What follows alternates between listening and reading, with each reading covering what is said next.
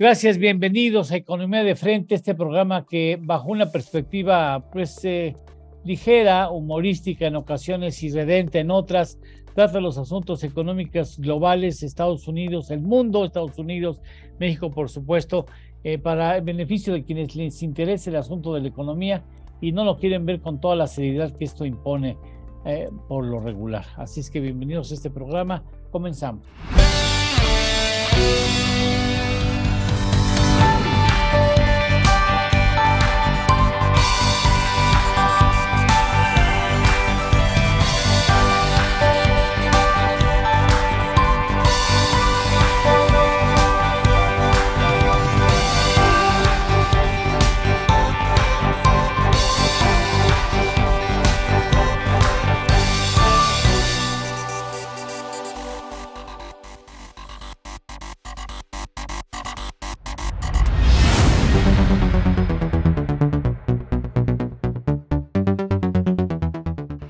Bueno, así comenzamos el programa. Gracias por estar con nosotros, Carlos Alberto. Un sonriente Carlos Alberto Martínez que se acomoda el fleco. Ahora que tiene, aprovecha y se acomoda el fleco. Ernesto Fález Toscoy, que tiene un uniforme de haber ido a una funeraria muy elegante de negro.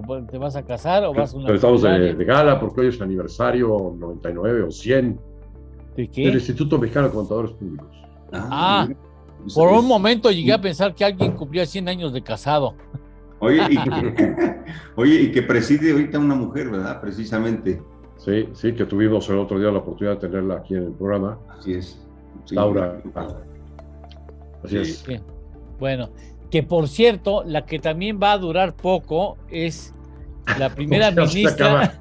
Se acaba su periodo de presidentas a Laura, sí. No. Excelente papel hizo la mujer. No. Yo digo de la primera ministra de Inglaterra, en la Gran Bretaña. Sí. Que se le va a acabar el periodo, pero rapidito, ¿no? Sí, ya estaban anunciando el 10 de la calle Downing, lo están anunciando en la plataforma Airbnb. Se renta. Como de poca estancia. Se renta. El marido ni siquiera había podido acomodar los muebles cuando ya. Exactamente. No había acabado de vaciar las cajas cuando le dicen, ¿qué crees, hijo? Ya ni le sigas. Fíjate que hay dos elementos muy importantes. Primero, la parte, digamos, anecdótica, que es la tercera mujer que preside la Gran Bretaña. Obviamente, pues... Como primer ministro. Como primer ministro, primera ministra, y bueno, pues Margaret Thatcher, la primera, pues es un emblema histórico, un papel excepcional el que hizo ella para sacar la economía y en general posicionar a Inglaterra como una gran potencia a nivel mundial. Theresa May también lo hizo la segunda, bastante bien, y ella, por ser la tercera mujer, se esperaba todo, pero pareciera que no, a pesar de ser parlamentarios, recordamos que en Inglaterra, para ser primer ministro, tienes que ser miembro del Parlamento, y ahí ganas una experiencia impresionante. Pues sí se vio muy mal, y el secretario del Tesoro, el primer secretario del Tesoro de origen, africano, ¿no? De color, que también presidía ese tema, ambos no salieron adelante. No tiene nada que ver con raza y géneros ni nada por el estilo, pero sí llama la atención. De hecho, el secretario del Tesoro ya presentó su renuncia, nombran uno nuevo, y lo primeritito que hace el nuevo es exactamente echar para atrás el proyecto económico, lo canceló, simplemente lo retiró de la discusión, tratando de ver si con eso logra recuperar la confianza que la primera ministra y sus decisiones tumbaron. Sabemos que la confianza tarda décadas en lograrse. Y se lo acaban en un ratito, ¿eh? Y en un ratito en un nanosegundo. En una sentada, y espero que no le esté pasando eso a México, pero bueno, de ese asunto hablaremos después. Por lo pronto, tienes toda la razón del mundo. Si usted quiere irse a conocer allá Inglaterra, pues hay una casa ahí que está en alquiler, ¿no? De una vez le decimos a usted. El 10 de la Quisiera calle. Comentarle a nuestro auditorio de qué se trata, ¿no? Sí. Pues el Parlamento votó para que el señor Boris Johnson se saliera, ¿no? Y entonces, en lugar de unas elecciones generales, pues dado que tienen todavía el periodo vigente que tenía Boris Johnson una vez que renunció, pues internamente al interior del partido de los conservadores se vota y gana esta señora Liz Truss, ¿no? Liz Truss. Y ella se siente la reencarnación de Margaret Thatcher, ¿no? Y ella junto con ahora ex ministro de Economía o de Tesoro, como lo nombra Carlos Alberto, pues lo primero que hacen es lanzar un programa thatcheriano, ¿no?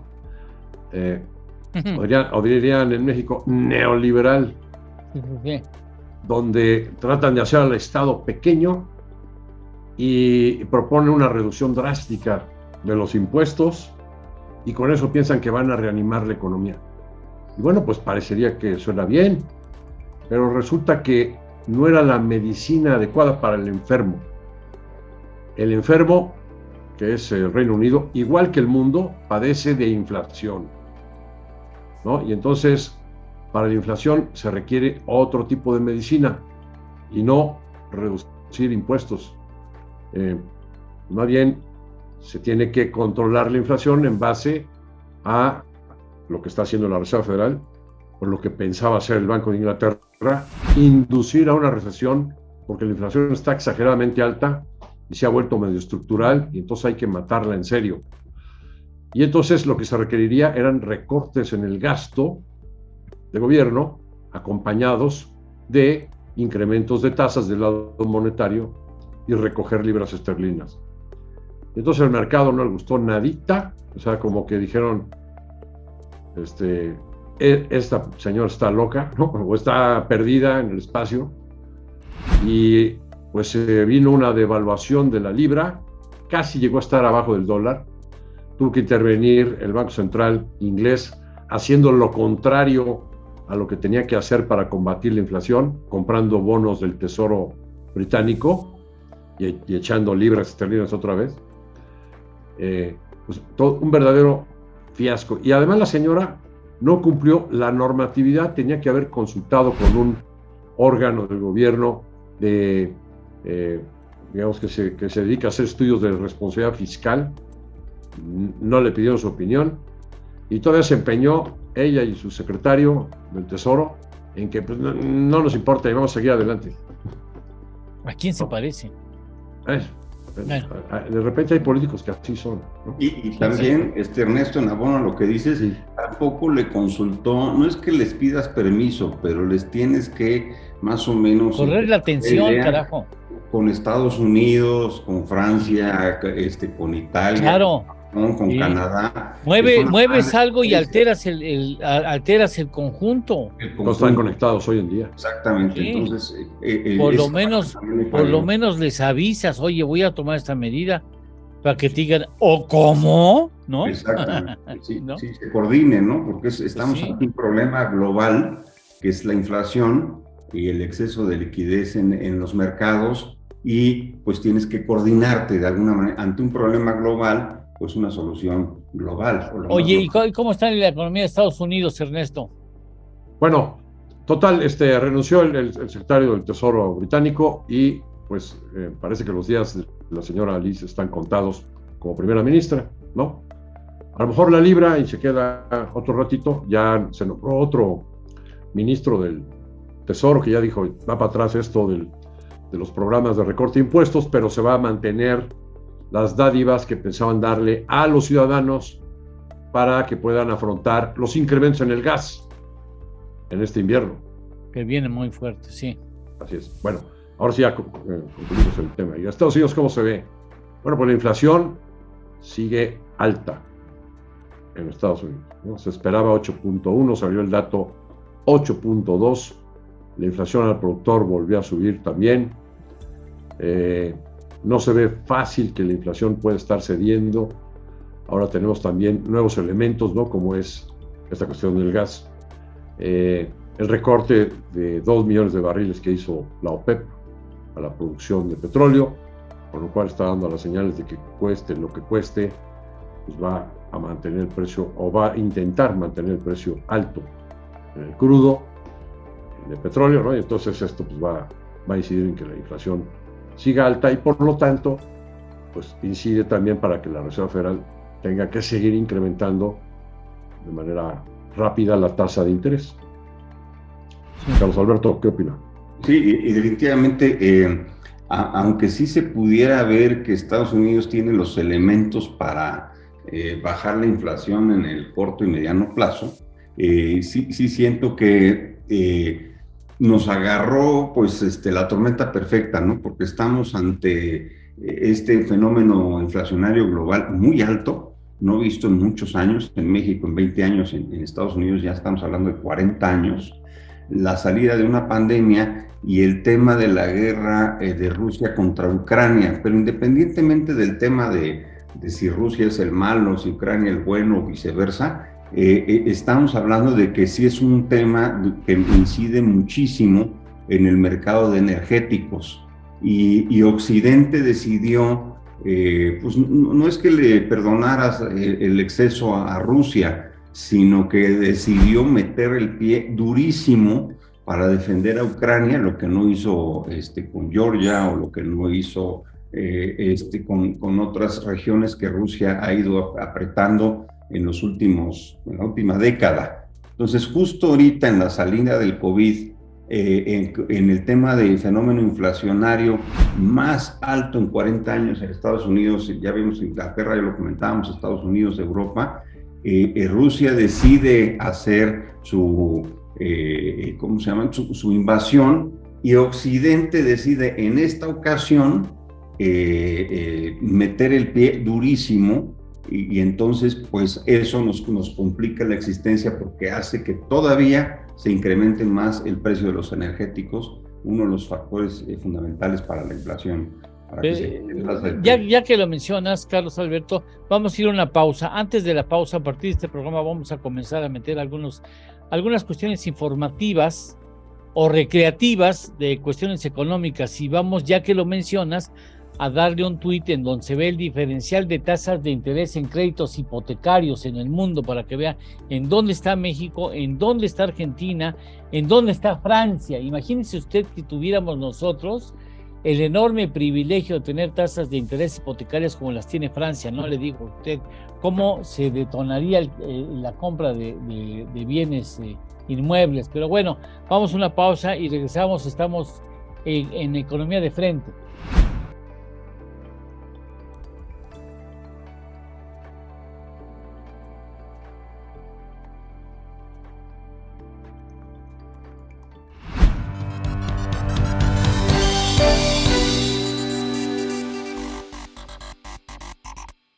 ¿Quieres cumplir con toda la legislación fiscal, laboral, contable, corporativa, de seguridad social y recursos humanos en tu empresa? Parece mucho, pero no estás solo. idconline.mx y todas sus herramientas son el sitio para ti. Herramientas como calculadoras, indicadores financieros, salarios mínimos, cuotas de seguridad, impuestos sobre nómina, newsletter, infoflash y descarga de formularios.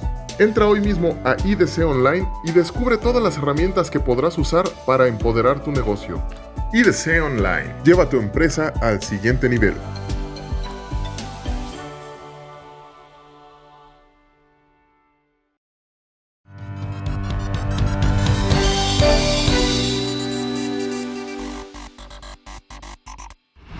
Bien, entonces, algo por apuntar por último de la cuestión económica en Estados Unidos, Ernesto, Carlos.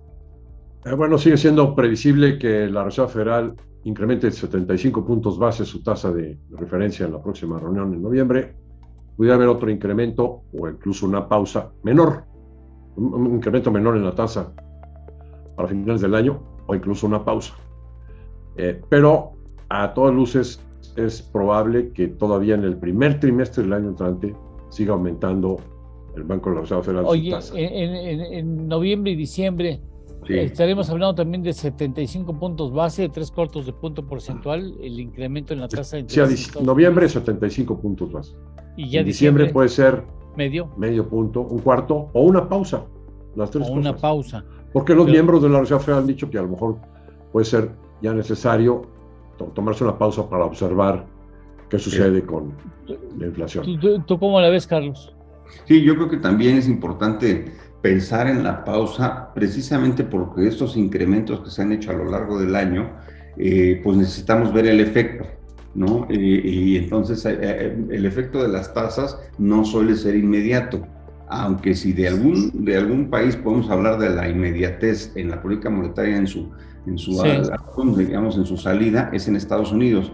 Sin embargo, sí se requiere ver el balance de riesgos, cómo están reaccionando los mercados ante este incremento de tasas. Lo que sí es que hay una liquidez impresionante en el mundo, ¿no? Y pues todo el mundo está teniendo su lana más a la vista, sintiendo ya que el riesgo es alto. Yo lo que observo en los datos que estaba viendo esta mañana, hay muchísima liquidez ahorita en los mercados. Quería comentar también la revisión que hizo el Fondo Monetario Internacional a los pronósticos. El Fondo Monetario pues, se caracteriza por ser optimista, ¿no? Ya ha hecho una revisión a un crecimiento del 2.3, 2.4 para la economía mundial el año entrante. Para Estados Unidos se está viendo un crecimiento del 1%. Y es el optimista. Para México están viendo 1.2. Todavía no entiendo cómo llegan en su ecuación a un crecimiento superior en la economía de México que en la economía de Estados Unidos. Pero bueno, comparamos estas revisiones que hizo el Fondo Monetario con las que hace unos días también presentó la OCDE.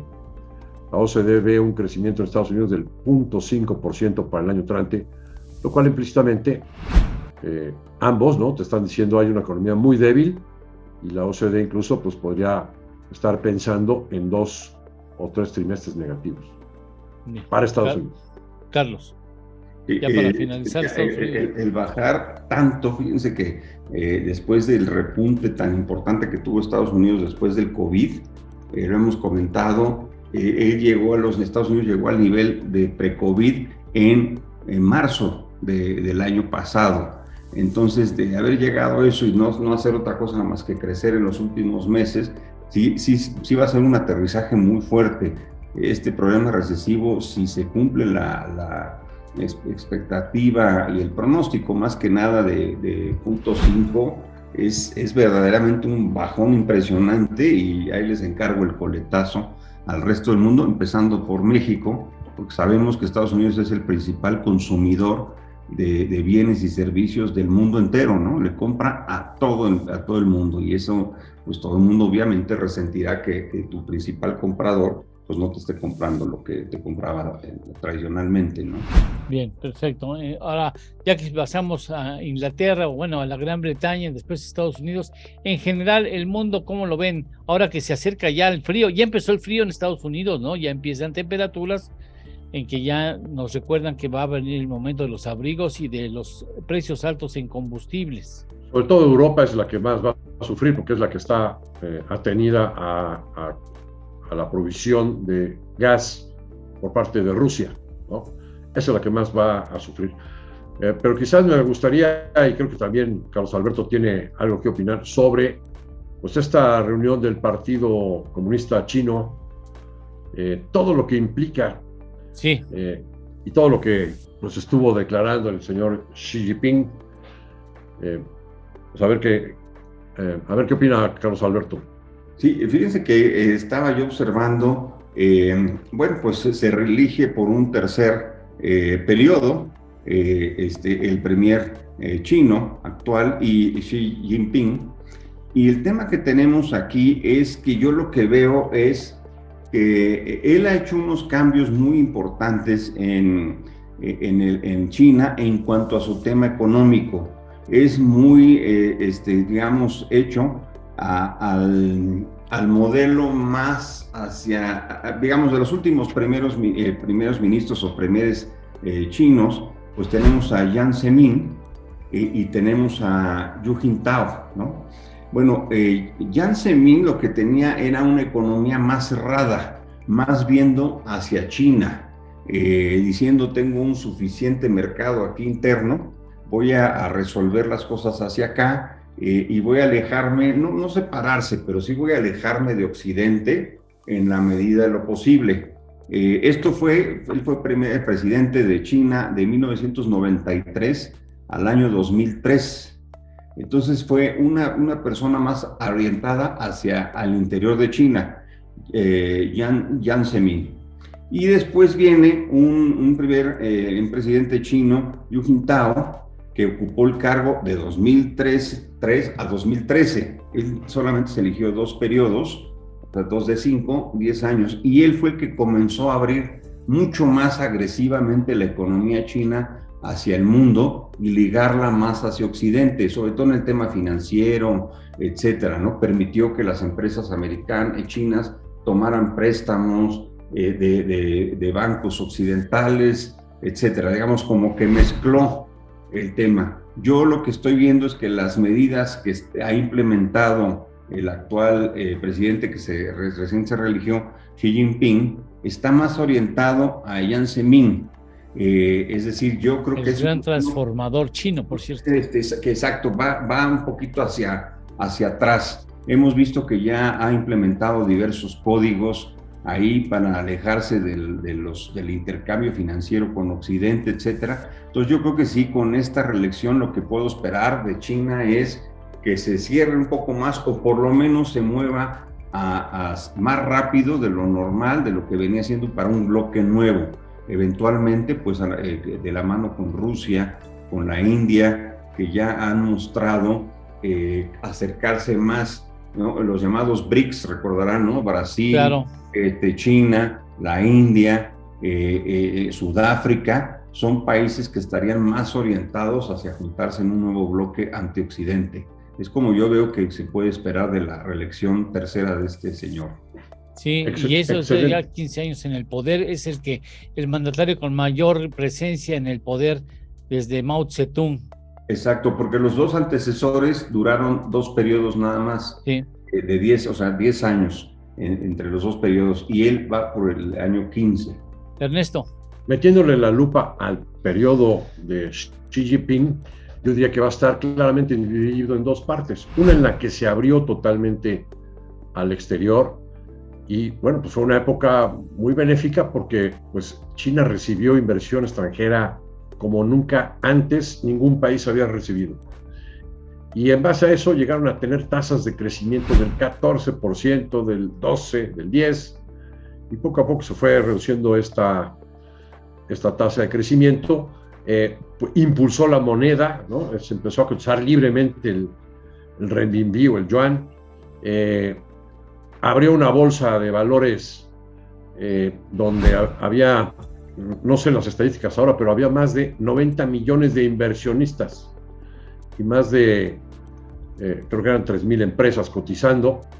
O sea, era una economía de mercado al más puro estilo monetarista o libre mercado, pero conviviendo con un régimen dictatorial, no democrático. Pero esa fase en la que China aportó al mundo, sobre todo una inflación que exportó demasiado baja, que propició que el mundo tuviera inflaciones muy bajas durante todos estos años después de la crisis hipotecaria, este periodo se acabó. Y más bien ahora tienes, desde que llegó el señor Trump y empezó a ponerle aranceles al comercio internacional de China, y ahora tienes una salida de capitales de inversiones de plantas productivas de China, pues sí, el señor Xi Jinping en este nuevo Congreso del Partido Comunista está volteando, como bien apunta Carlos Alberto, hacia adentro. Yo quiero recordar que en el año 20, en plena pandemia, el señor Xi Jinping lanzó un programa que se llama Made in China 2025.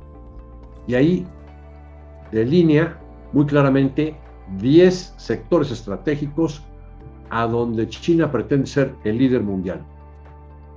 Y pues mucho del discurso que acabamos de escuchar del señor Xi Jinping va en relación a cómo piensa afrontar los retos que cada una de estas industrias estratégicas tiene planteado el gobierno chino para convertirse en líder económico global. De que, por cierto, ahí se inserta precisamente la guerra de los microcomponentes que está viviendo hoy la economía global, y en donde Estados Unidos pretende que tanto Canadá como México ayuden a que la región del norte de América entre a esta guerra con la perspectiva de retomar el liderazgo que en otro momento tuvo Estados Unidos y que dejó en manos asiáticas, pensando primero en los costos, en reducir los costos, y ahora se da cuenta qué estrategia tan equivocada, porque prácticamente Estados Unidos depende de lo que le pueda abastecer el mundo asiático de estos microcomponentes que resultan clave para muchas industrias en la vida del ser humano actual. Correcto, sí. Y tiene la ventaja enorme que tenemos ahí en Norteamérica, es que ya nacionalizamos el litio y entonces no, ya con eso vamos a poder garantizar el litio cuando lo renacionalizamos en el año 2089. Mira, pues cuando encontremos el primer litio ya vamos a venderlo a los americanos. Imagínate, es doblemente poderoso el litio si ha sido 2 veces propiedad de la nación, o sea, ya con eso... ¿Qué petróleo, qué gas, qué petróleo, qué mundo nuclear, ni qué la No, pues aquí son litio-mex. Exactamente. O litio-mex-mex, ¿no? Ya el doblemente mexicano litio. Sí, así que es más mexicano que el chile verde. Sí, claro, por supuesto. De este asunto podremos hablar un poco más adelante. Hacemos una pausa, si me lo permiten. Hacemos una pausa.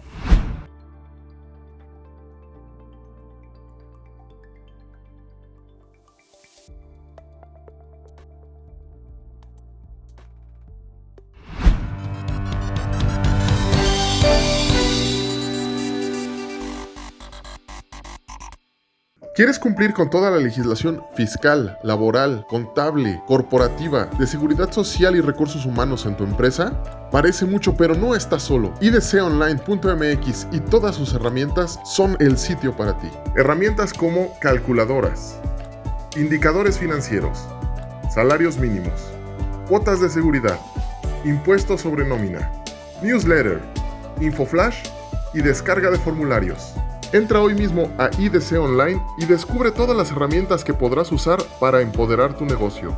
IDC Online. Lleva tu empresa al siguiente nivel.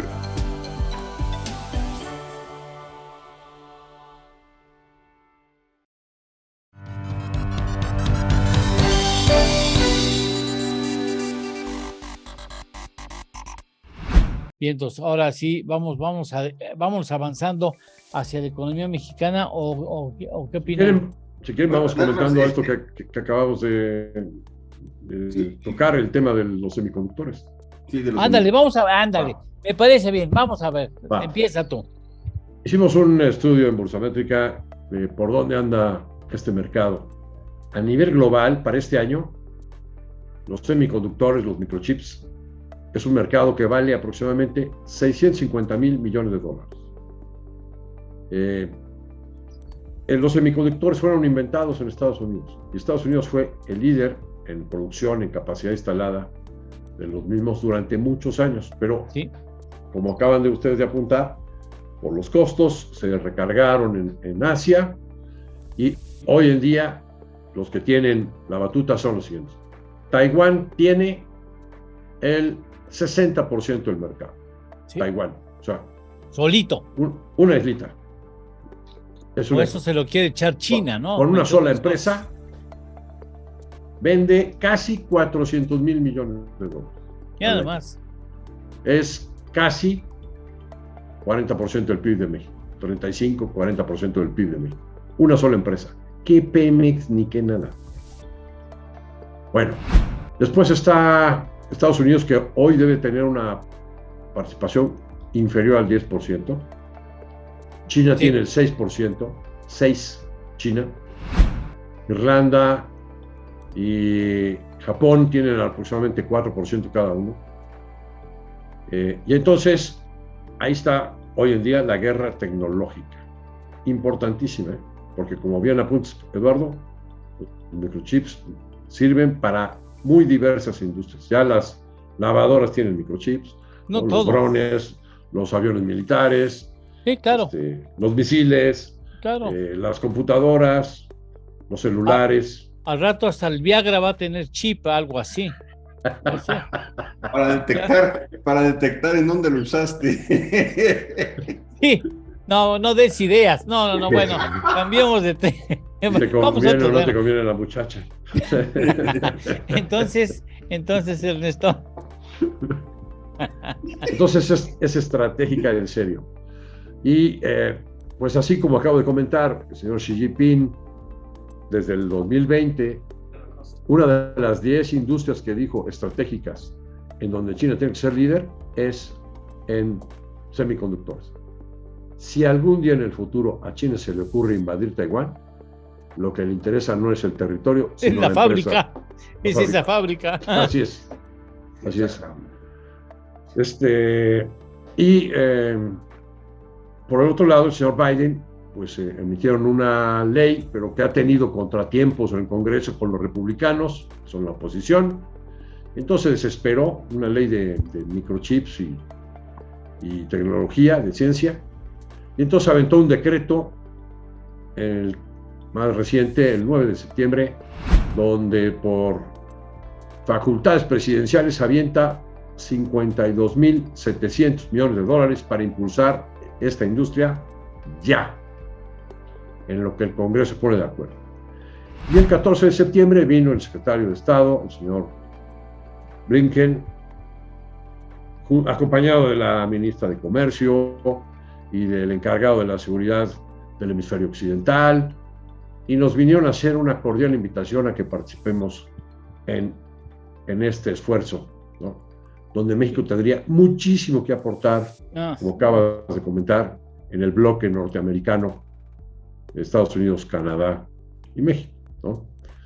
Y nuestra respuesta del gobierno fue patética.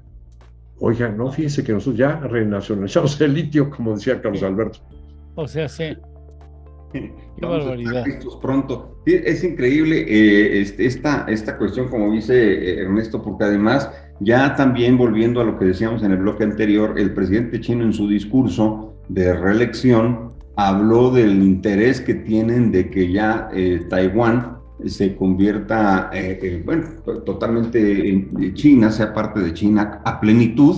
Lo es y se reconoce así por todo el mundo, pero tiene una administración independiente. Como Hong Kong, de alguna manera.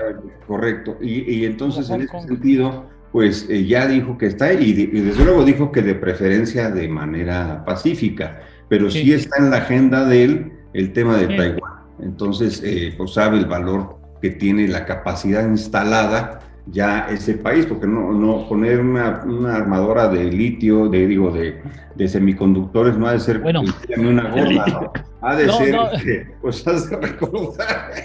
No, pero vale la pena mencionar una cosa ya que lo citas. ¿Sabes qué?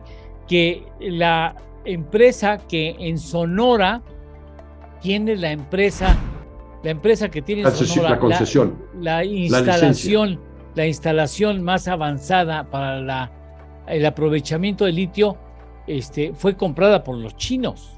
Así es. O sea, era originalmente una empresa en gran parte canadiense, pero finalmente la China, que es la mayor productora de litio en el mundo, determinó tomarla y acaban de hacer incluso una demostración de un modelo experimental de explotación de litio, que nos dejará un litio 2 veces nacional, es 2 veces más potente que cualquier otro litio en el mundo. Litio bienestar, yo creo que sí va a ser un poquito el futuro.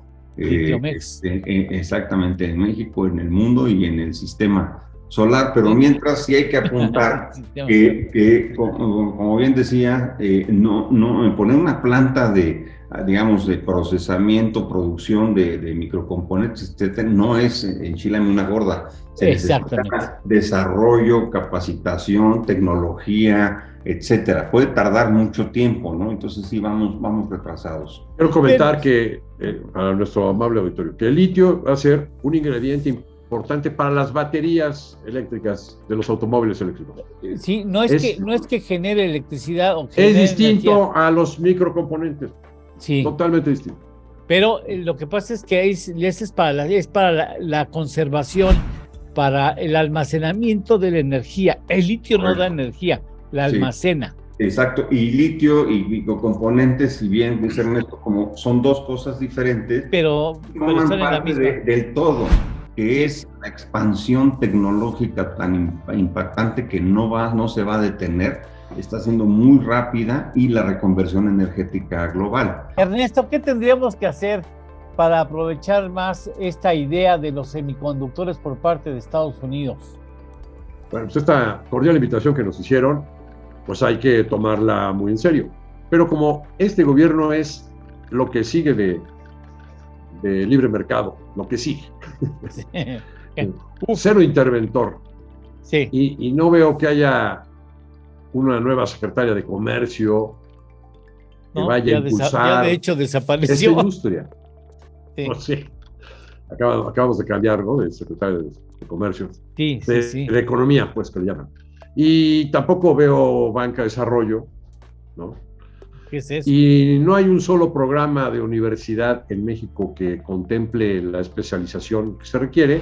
Pues lo que habría que proponer es, lo primero, me parece, el sector privado tiene que organizarse y constituir un instituto de estandarización, de estándares y medición y normatividad de esta industria de semiconductores.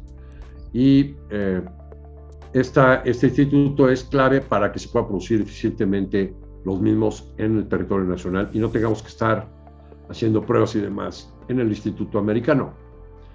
El Instituto Nacional pues debe de tener compatibilidad en sus estándares, en sus mediciones, en sus procesos y metodologías con el Estado Unidos. Es una especie de NOM, sería una especie de norma oficial mexicana. De norma oficial, sí, y que certifica, ¿no?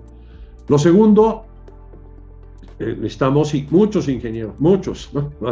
Van a estar muchos para esta industria, y entonces estos necesitan una especialización que no es en sí mecatrónica ni es aeroespacial, ¿no? Sino que es microelectrónica. Y pues debería haber planes de estudio en diversas universidades, públicas o privadas, en esta especialidad. Pero si nos vamos a tardar 5 años en elaborar el primer plan de estudios y sacar la primera generación, por lo menos 5 años, o 6, entonces todo lo que necesitamos es tener planes de estudio a nivel posgrado, o posgrado, o diplomados, ¿no? Donde los ingenieros puedan adquirir estas especialidades de microelectrónica. Y lo tercero, pues me parece que el sector privado debería ponerse las pilas y crear un fondo donde pueda haber recursos de capital, recursos de cuasi capital y recursos de financiamiento para los proyectos que vayan surgiendo.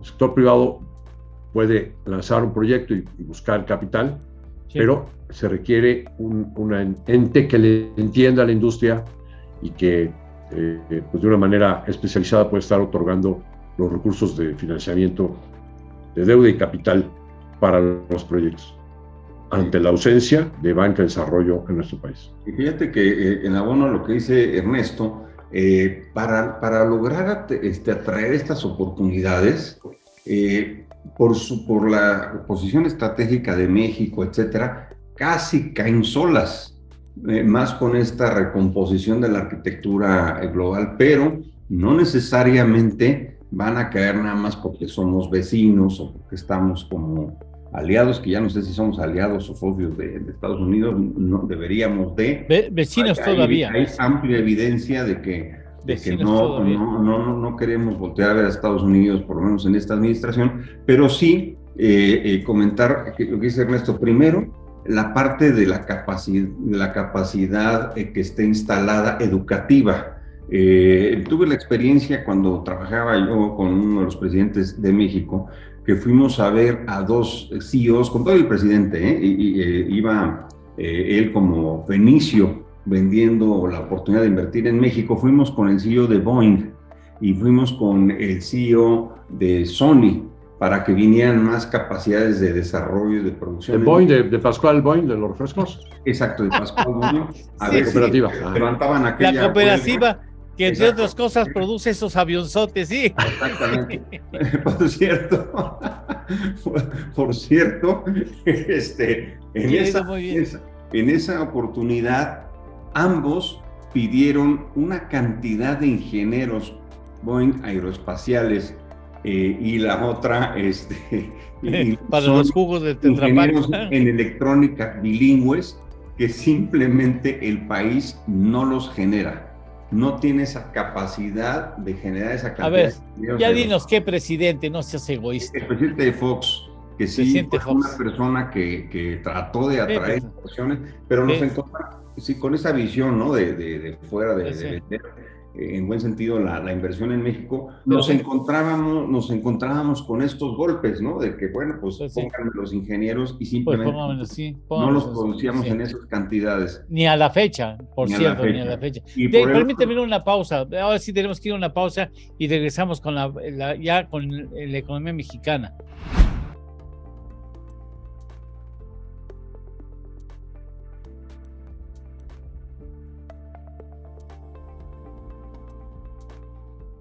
¿Quieres cumplir con toda la legislación fiscal, laboral, contable, corporativa, de seguridad social y recursos humanos en tu empresa? Parece mucho, pero no estás solo. idconline.mx y todas sus herramientas son el sitio para ti. Herramientas como calculadoras, indicadores financieros, salarios mínimos, cuotas de seguridad, impuestos sobre nómina, newsletter, infoflash y descarga de formularios.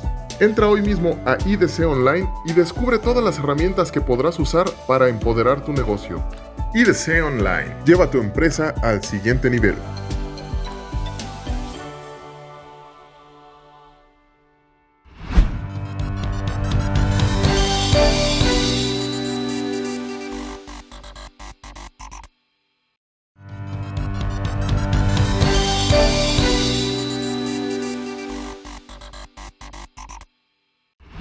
Bueno, saludos a la Boeing, por cierto, una cooperativa muy eficiente, muy rica, sus productos, que para mi gusto un poco... Pero le gana Chaparritas, ¿eh?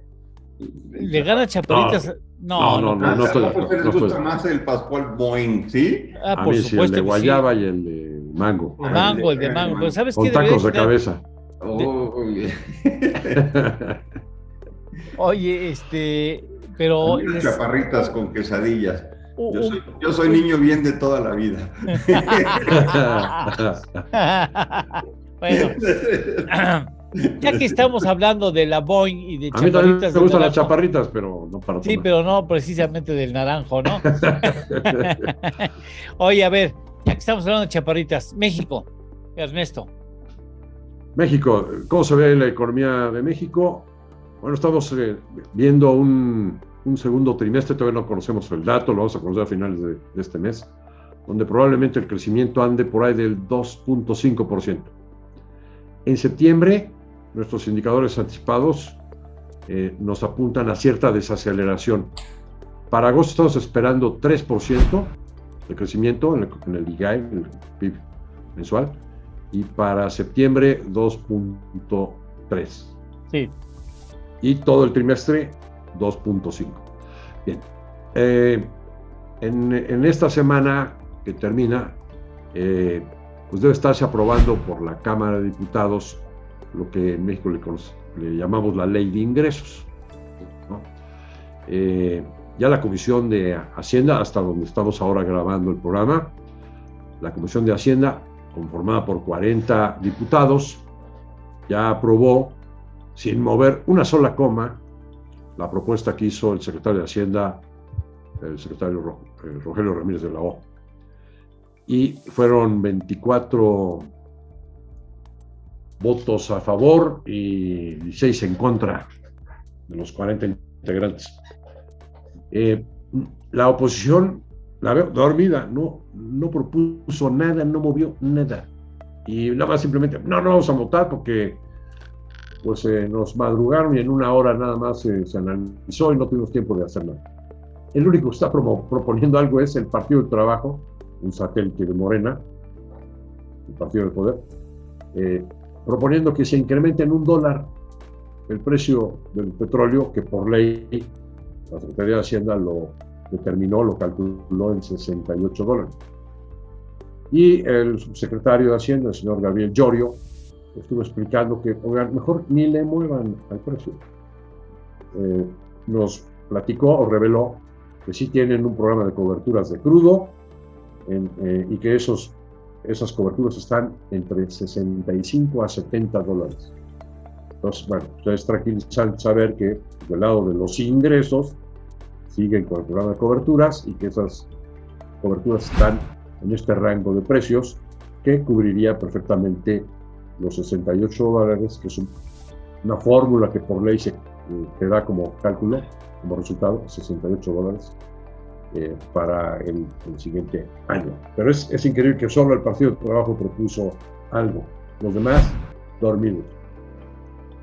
¿No? Y bueno, el señor Llorio dice, si ponen ustedes un precio más alto, entonces nosotros tenemos que cubrir el precio más alto. Nos va a salir más caro el caldo que las albóndigas, porque como el mercado no tiene considerado precio más alto, la cobertura costaría más. Y habla de una proporción de 1.3 a 1.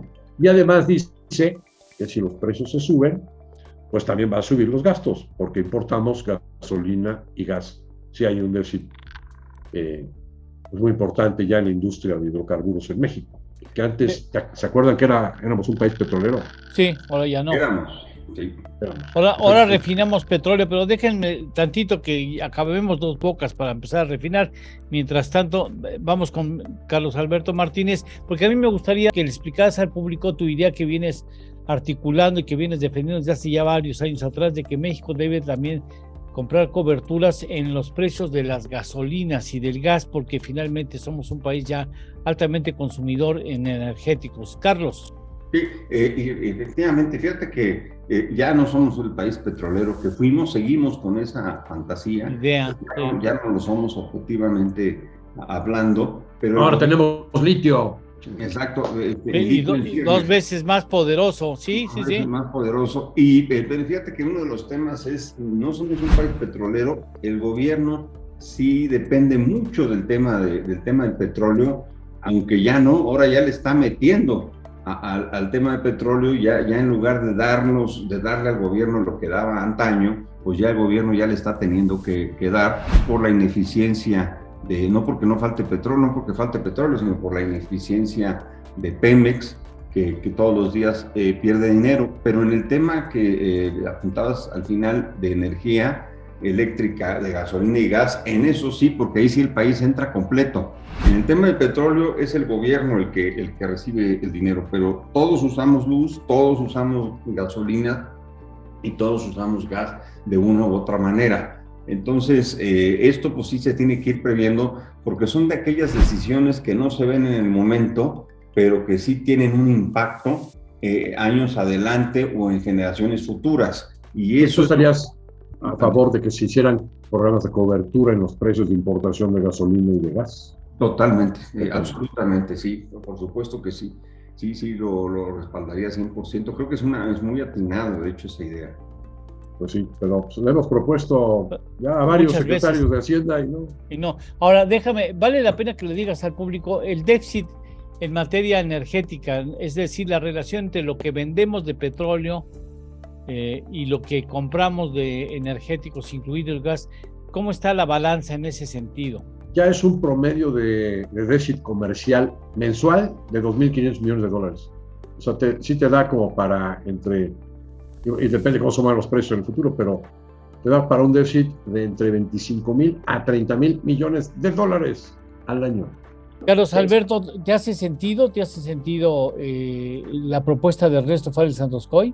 Sí, por supuesto, es una propuesta muy, muy atinada, porque efectivamente cada día, obviamente los precios de gas, gasolina, sabemos, fluctúan todo el tiempo. Y dependen de muchos factores exógenos. Por lo tanto, sí que México tenga coberturas en esos dos grandes elementos que se utilizan en el país, pues para todo. No hay ciudadano en México que no tenga alguna relación con el gas y la gasolina, directa o indirectamente. Entonces sí es importante, y máxime, porque bien apuntaba Ernesto, estamos en un déficit en términos de lo que producimos en México de gas y lo que producimos en gasolina. Entonces no nos alcanza, ni nos va a alcanzar con las refinerías al 100%, ni con Dos Bocas cuando ésta se termine, a compensar la producción de gasolina, y por supuesto de gas no tenemos producción en México. Entonces tenemos que importar más de lo que producimos en el país. Bien, pues yo creo que con esto ya prácticamente estamos por despedir. Una conclusión, Ernesto. Que Dios nos agarre confusados. El optimismo rabioso de Ernesto Juárez Santoscoy. Muchas gracias. Ya con eso vamos a misa, pero en fa, ¿no? Bueno. ¿Y de tu parte, Carlos Alberto? Yo lo que veo es que vienen ajustes económicos globales muy fuertes, en lo que a México le va a pegar bastante, hay que decirlo con toda honestidad, porque dependemos solo de remesas y de venderle a los americanos. En todo lo demás no hemos hecho nuestra tarea en educación, investigación científica, comercio, mercado interno, gasto de gobierno, etc. Estado de Derecho. Estado de Derecho, y entonces sí nos viene un golpe, un ajuste económico global bastante severo. Tarde o temprano tiene que ajustarse. Los países desarrollados deben más de lo que tienen. Han emitido dinero desde el patrón oro que se cambió en el 71 a la fecha, han emitido dinero a diestra y siniestra, y esto se tiene que ajustar. Ese ajuste tarde o temprano nos va a tener que llegar. Bien, pues muchas gracias por haber estado con nosotros, gracias por haber concentrado su atención en este programa. Despedimos a Carlos Alberto Martínez. Muchas gracias, Carlos Alberto. Gracias, Eduardo, Ernesto. Hasta la próxima. Gracias, Ernesto Juárez Santoscoy. Muchas gracias. Nosotros hasta la próxima semana aquí en Economía de Frente. Gracias.